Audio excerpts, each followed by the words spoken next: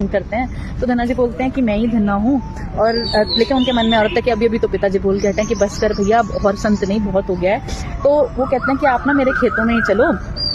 अब उनके घर में तो देखिए पूरा जो था वो सब धन धान्य जो एक तरह से संपूर्ण हो चुका था। तो धन्ना जी क्या करते हैं, जो पूरा बीजों का भरा हुआ कट्टा था वो सारा जाके बेच आते हैं और उसके बदले में जो है जितने भी अन्न की सामग्री है उसे वो भोजन बना के जो है संतों को वहीं पवा देते हैं। अब घर जाते हुए तो उनको डर लग रहा होता है कि पता नहीं पिताजी क्या सोचेंगे। आस पड़ोसियों को बोला है कि धन्ने के ऊपर जो है आप नजर रखिए। देखिए चिड़िया भी साथ साथ बोल रही है, वो भी कथा का आनंद ले रही है। तो अब धन्ना जी जो है साथ क्या करते हैं, खाली खेत कोई जो है वहाँ पर खाली खेत में जो है वो रेता जाके बोआते हैं ताकि आस पड़ोसियों को लगे कि हाँ धन्ने ने कुछ काम किया, धन्ने ने कुछ जो है बोया है। अब वो सोचते हैं कि कोई बात नहीं, देखी जाएगी, संतों को पवाना जो है ज़्यादा ज़रूरी था। तो अब ऐसा चमत्कार होता है कि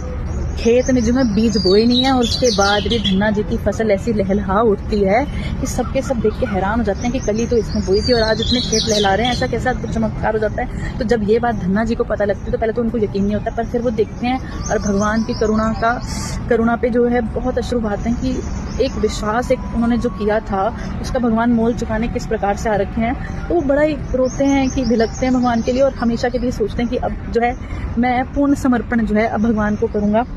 भगवान ने मेरे लिए इतना कुछ किया, मुझे दर्शन दिया, मेरे को इससे ही परम प्रिय प्रेमी भक्तों के लिए ही तो गाया गया है धन्ना भक्त अनोखा, पत्थर में हरि को देखा, है धन्ना भक्त अनोखा, पत्थर में हरि को देखा, हरि दौड़े दौड़े आए, खेतों में हल चलाए,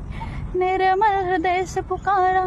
उसने हरि का नाम लिखा है जिन्होंने, जीवन बिहारी जी के नाम प्रणाम लिखा है जिन्होंने देखिए धन्ना जी की जो भक्ति है, धन्ना जी के चरित्र से हमें यही सीखने को मिलता है कि किस प्रकार से भगवान पे अटूट विश्वास रखने के बाद, एक साफ हृदय होने के बाद किस प्रकार से भगवान स्वयं आके आपके खेतों तक में काम कर जाते हैं, भगवान आपके नौकर तक बन जाते हैं। हाँ, हालांकि हमारा उद्देश्य ये नहीं होना चाहिए कि हमें भगवान से काम करवाना है, लेकिन यहाँ पर देखा जा सकता है कि जो भगवान के संत जनों की सेवा कर रहा है तो भगवान उसके लिए किस प्रकार से आकर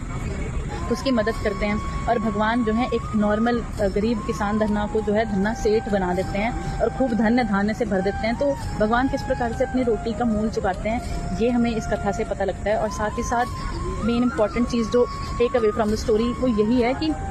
दृढ़ विश्वास और निर्मल हृदय बिना राग द्वेष का, ये सब हमें बार बार प्रयत्न करना चाहिए कि हम भी अपना जो है हृदय का मार्जन करें, अपने हृदय को साफ करें और उसमें भगवान का तभी निवास हो पाएगा। राधे श्याम। I hope